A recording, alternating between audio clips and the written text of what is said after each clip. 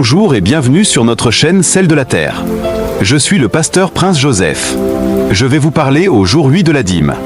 Les pharisiens donnent la dîme de façon légaliste, n'est-ce pas? Ainsi, les personnes de grâce disent « Voyez, même les pharisiens donnent la dîme ». Mais Jésus dit qu'il donne la dîme avec de mauvaises motivations. Ce n'est pas l'amour de Dieu qui les motive.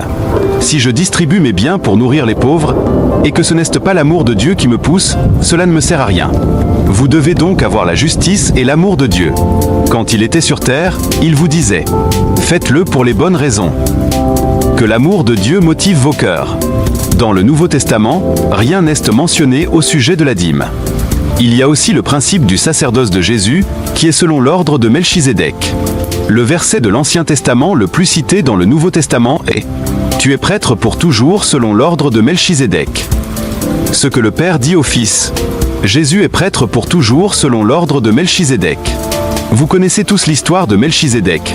Abraham vint à lui offrit du pain et du vin, ce qui procure la santé, n'est-ce pas? Et comment Abraham répondit-il? Par la dîme. Cela se passait bien avant que la loi ne soit donnée. Quand tu vois ces choses arriver dans le monde, enfant de Dieu, l'Éternel se lèvera sur toi. Et quand est-il de sa gloire? Elle apparaîtra sur toi. La Bible dit que l'argent en soi est injuste, car la plupart du temps, il est utilisé de façon injuste. Il est entaché, mais il y a une chose que vous pouvez faire, vous pouvez le sanctifier. Ésaïe 60 nous dit « Lève-toi, brille, car ta lumière arrive, et la gloire de l'Éternel se lève sur toi. » Quand cela arrivera-t-il? Certes, les ténèbres recouvrent la terre, c'est ce que nous voyons en ce moment. Nous voyons l'obscurité profonde envelopper la terre, la dépravation morale. Nous ressentons un sentiment de mélancolie, de tristesse, et nous ne savons pas pourquoi. Cette obscurité profonde enveloppera les peuples, mais l'Éternel se lèvera sur toi. Quand tu vois ces choses arriver dans le monde, enfant de Dieu, l'Éternel se lèvera sur toi. Et quand est-il de sa gloire? Elle apparaîtra sur toi, et cela se produira pour toi, enfant de Dieu. Dans les derniers jours, ces jours dans lesquels nous vivons, les nations marcheront à ta lumière, et des rois à la clarté de ton aurore. Quelque chose se produira pour ta famille. Lève tes yeux et regarde autour de toi, regarde, ils se rassemblent tous, ils viennent vers toi. Tes fils arrivent de loin, celui qui s'est égaré arrive de loin, et tes filles seront portées sur les bras. Celle qui s'est égarée aimera être dans tes bras. Il y a donc la réconciliation familiale dans les derniers jours. En le voyant, tu rayonneras de joie. Alléluia! Tu brilleras de plus en plus, ton cœur éclatera de joie car les richesses de la mer se tourneront vers toi, les ressources des nations viendront chez toi. À proprement parler, les goïms, les nations ici, se réfèrent aux non-juifs, mais pour l'enfant de Dieu, ce mot se réfère aux non-croyants. Leurs ressources viendront chez toi. Quand les ténèbres recouvrent la terre. Y a-t-il un moment comme celui-ci dans l'Ancien Testament? Car la Bible nous dit, tout ce que nous lisons dans l'Ancien Testament n'est pas seulement de l'histoire passée. En fait, c'est de l'histoire passée qui sera reproduite, car l'Ecclésiaste le dit ainsi. Ce qui a existé, c'est ce qui existera. Toute histoire se répète. 1 Corinthiens 10 nous dit « Or, ces faits sont arrivés ». Dans ce chapitre, il relate des faits au sujet des enfants d'Israël dans le désert. Puis il dit « Or, ces faits sont arrivés pour nous servir d'exemple ». Typo, en grec, signifie type. Tous ces événements. Ce qu'ils ont fait ne s'applique peut-être pas exactement à nous, mais le principe derrière ce qu'ils ont fait s'applique à nous. Toute chose a un sens. Amen. Donc, tous ces faits leur sont arrivés pour servir d'exemple. À qui? Ils ont été écrits pour notre instruction. À nous, qui sommes parvenus à la fin des temps. Ils ont été écrits pour nous, qui sommes parvenus à la fin des temps. Nous sommes de ceux qui vivent dans la fin des temps. Donc, tout ce qui est arrivé dans l'Ancien Testament est arrivé pour nous servir d'exemple. Pourquoi nous intéressons-nous à cet événement? Parce que cela s'est produit dans la période la plus sombre. Que pouvons-nous apprendre de ce temps? Dans Exode 11, l'Éternel dit « Je vais faire venir encore un fléau sur Pharaon, c'est le dernier, et sur l'Égypte. Après cela, il vous laissera partir d'ici. Lorsqu'il vous laissera enfin partir, il vous chassera même d'ici. Va donc parler au peuple, que chacun demande à son voisin et chacune à sa voisine des objets d'or et d'argent. Dieu dit « Demandez aux Égyptiens de l'or et de l'argent. » Et l'Éternel gagna la faveur des Égyptiens envers le peuple. Il y aura la faveur sur le peuple de Dieu dans les derniers jours. Vous êtes avec moi? Le prochain chapitre raconte comment ils ont dépouillé les Égyptiens et qu'ils sortirent avec l'or et l'argent. Ils sont sortis avec beaucoup d'or et d'argent. Le psaume 105 dit « Avec de l'argent et de l'or, et personne ne trébuchait parmi ces tribus. Personne ne trébuchait. Savez-vous combien il était ? Environ 2 à 3 millions, et il n'y avait personne parmi les 12 tribus, pas une seule personne avec des béquilles, pas un seul vieil homme infirme, pas une seule personne qui devait être portée sur une civière, pas un seul enfant avec une malformation. Ils ont tous marché, personne ne trébuchait parmi ces quelques millions. Maintenant, que nous est-il arrivé ? Si cela peut leur arriver avec un agneau naturel, qui est une image de l'agneau réel, une ombre de la nature de notre Seigneur Jésus-Christ, qui est le véritable agneau de Dieu qui enlève nos péchés, que nous est-il arrivé ? Premièrement, nous ne partageons pas. Ils partageaient l'agneau. Quand il y avait le sang à l'extérieur, que faisait-il à l'intérieur ? Ils mangeaient l'agneau rôti. Donc, c'est cela, discerner le corps du Seigneur dans la Sainte Seine. Si une ombre peut faire cela pour eux dans le psaume 105 quand ils sortirent, nous avons le véritable agneau. Où en sommes-nous ? Il y a quelque chose qui se passe.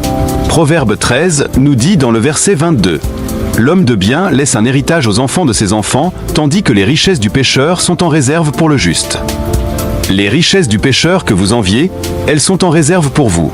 Êtes-vous la justice de Dieu en Christ ? Nous savons que cela arrivera. Mais pasteur, jusqu'à maintenant, je n'ai rien vu se produire.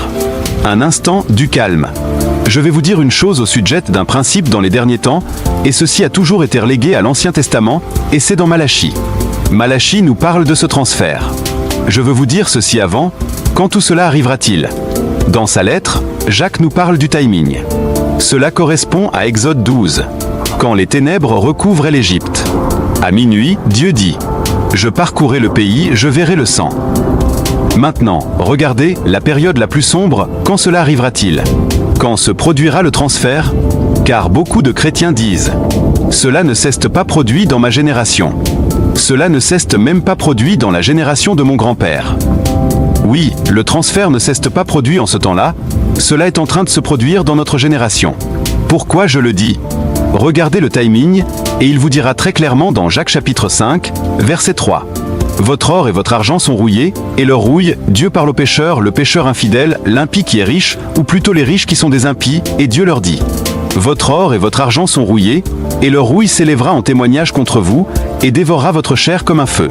Vous avez amassé des trésors dans les derniers jours. » Vous voyez cela ?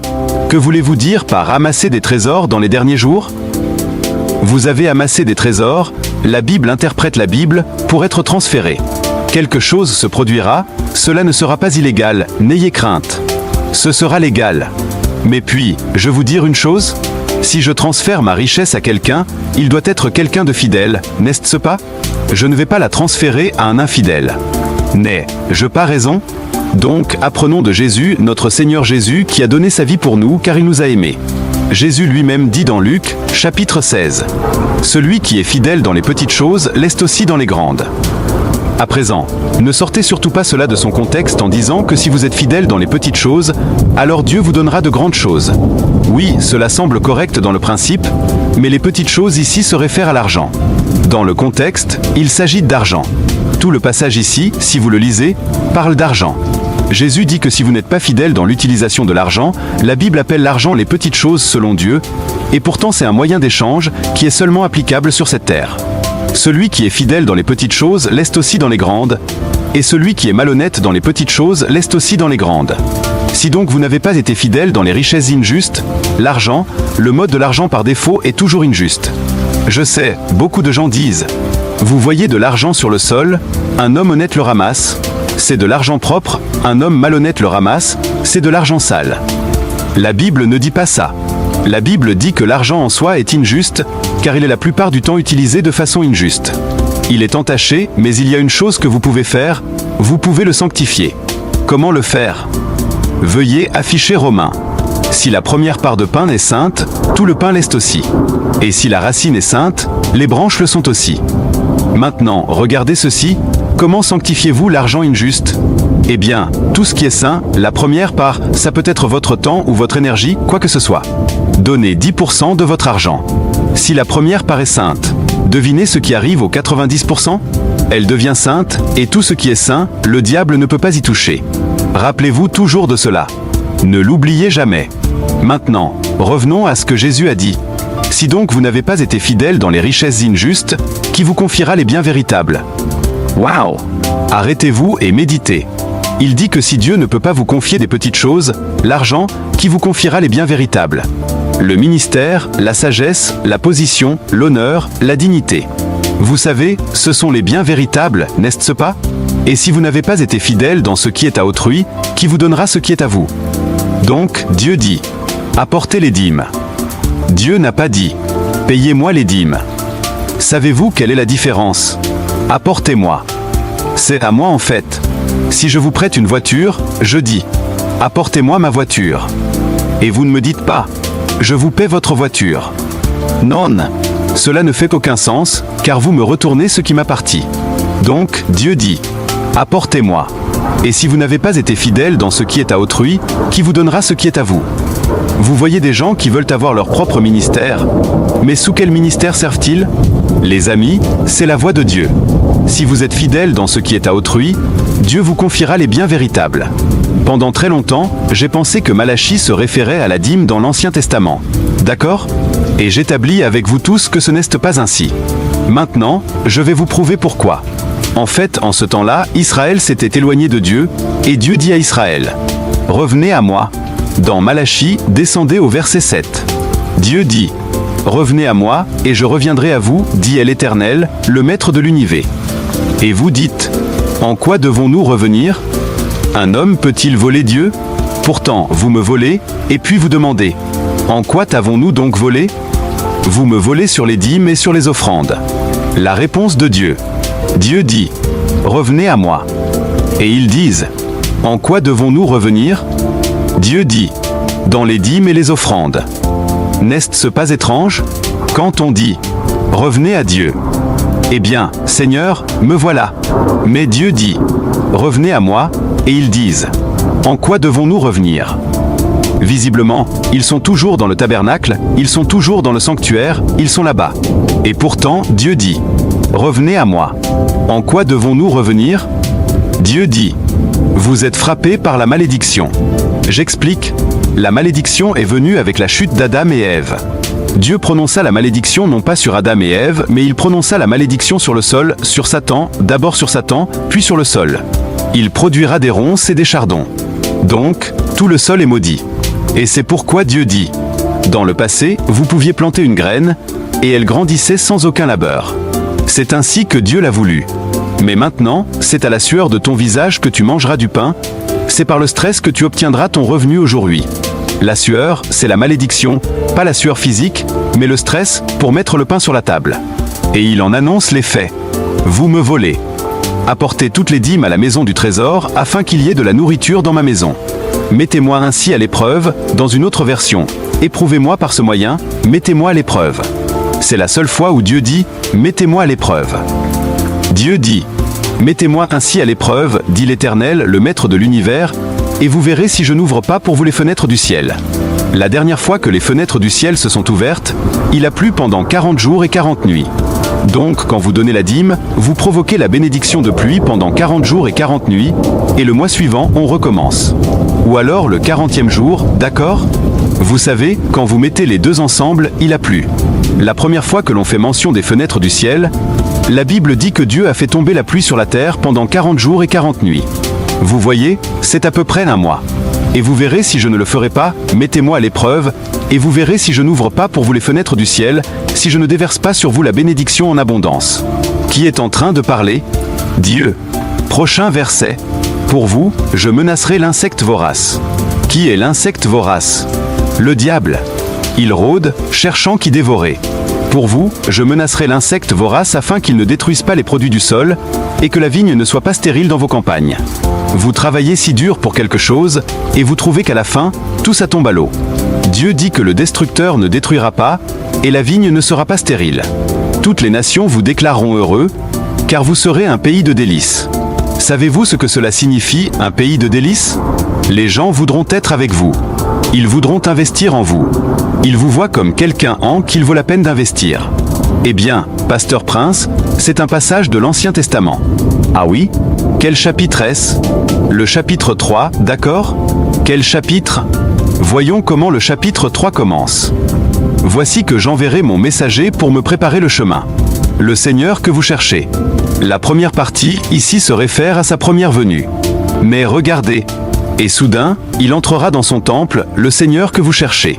Sa première venue n'était pas soudaine, mais sa seconde venue sera soudaine, d'accord? Maintenant, regardons le verset 2. Qui pourra supporter le jour de sa venue? Ce n'est pas la première venue, quand il est venu en tant que bébé à Bethléem, tous peuvent supporter cela.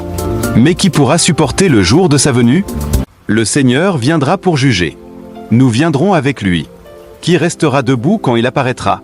Donc ici, le contexte parle de sa seconde venue. Alors que durant ce temps, nous sommes en train d'attendre sa seconde venue, le Seigneur nous parle de dîmes. Par le simple fait qu'un passage apparaît dans l'Ancien Testament ne veut pas dire que c'est simplement pour l'Ancien Testament. Vous êtes avec moi? Vous devez comprendre les voies de Dieu. Vous voyez, ceci n'est pas pour tout le monde. Donc, les personnes de grâce disent qu'elles n'ont pas besoin de donner la dîme. Jésus est notre dîme. La Bible dit que Christ a précédé ceux qui se sont endormis, ceux qui sont morts. Le fait qu'il les ait précédés signifie que nous serons tous ressuscités des morts, d'accord? Mais sur cette terre, même Jésus a dit quand il a réprimandé les pharisiens dans Luc 11. Mais malheur à vous, pharisiens, parce que vous payez la dîme de la menthe, de toutes sortes de plantes, de la rue et de chaque plante, et que vous négligez la justice et l'amour de Dieu. Voilà ce qu'il fallait pratiquer, la justice et l'amour, sans négliger le reste. Je vais donc mettre une couleur différente pour que vous sachiez sur quel sujet il parle, d'accord? La différence de couleur aide, n'est-ce pas? Vert et vert, jaune et jaune, vous comprenez? Donc, les pharisiens donnent la dîme de façon légaliste, d'accord? Ainsi, les personnes de grâce disent. Voyez, même les pharisiens donnent la dîme. Mais Jésus dit qu'il donne la dîme avec de mauvaises motivations. Ce n'est pas l'amour de Dieu qui les pousse. Si je distribue mes biens pour la nourriture des pauvres, et que ce n'est pas l'amour de Dieu qui me motive, cela ne me sert à rien. Vous devez donc avoir la justice et l'amour de Dieu. La justice signifie aider les pauvres, et l'amour de Dieu, Jésus dit. Voilà ce qu'il fallait pratiquer, la justice et l'amour de Dieu. Sans négliger le reste. Qu'est-ce qui a été négligé? Continuez à le faire. Je dois tous vous enseigner l'anglais. Donc, il n'est pas en train de dire de faire un choix, il dit. Même quand il était sur terre, il vous dit, faites-le avec les bonnes raisons. Que l'amour de Dieu motive vos cœurs. Puis il y a ceux qui disent, eh bien, dans le Nouveau Testament, rien n'est mentionné au sujet de la dîme.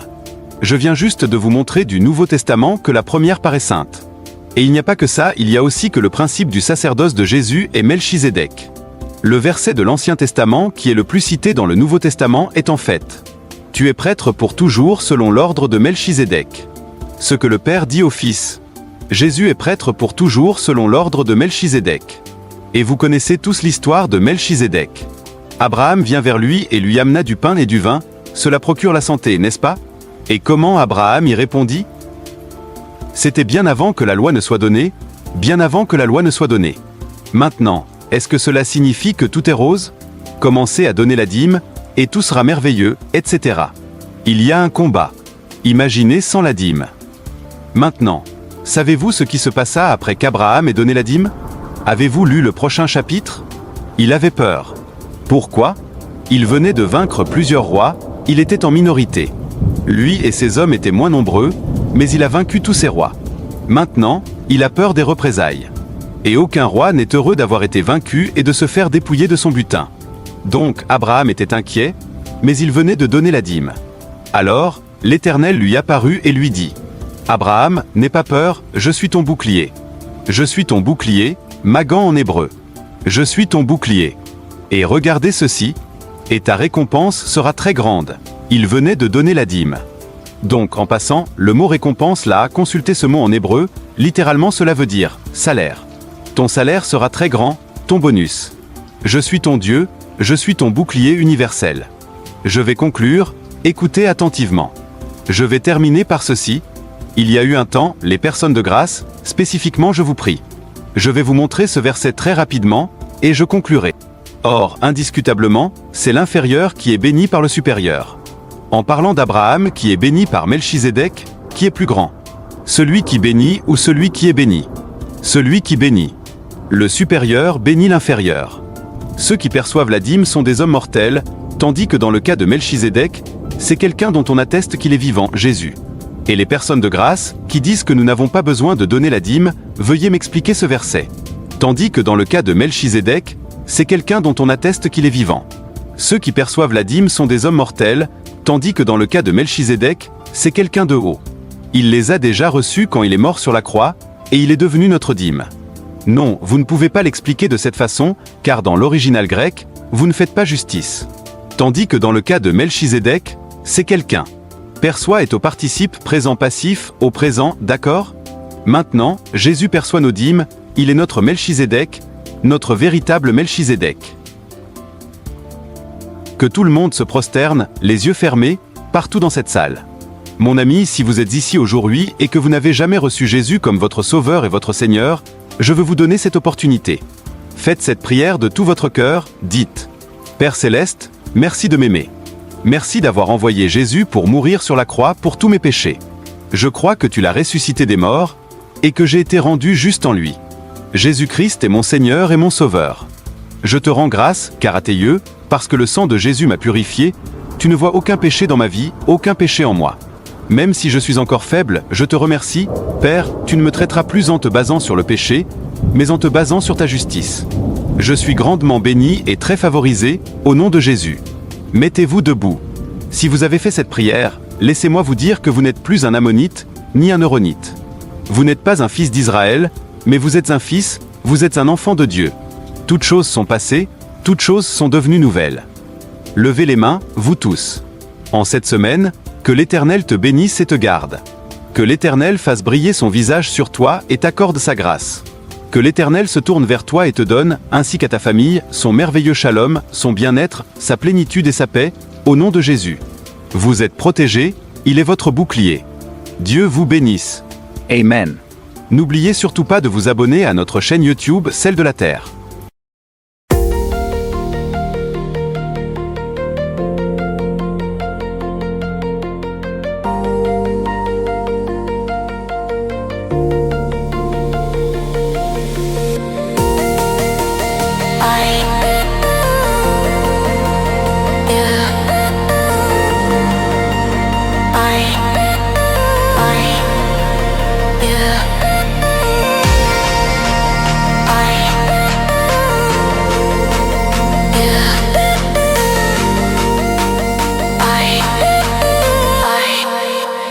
Yeah.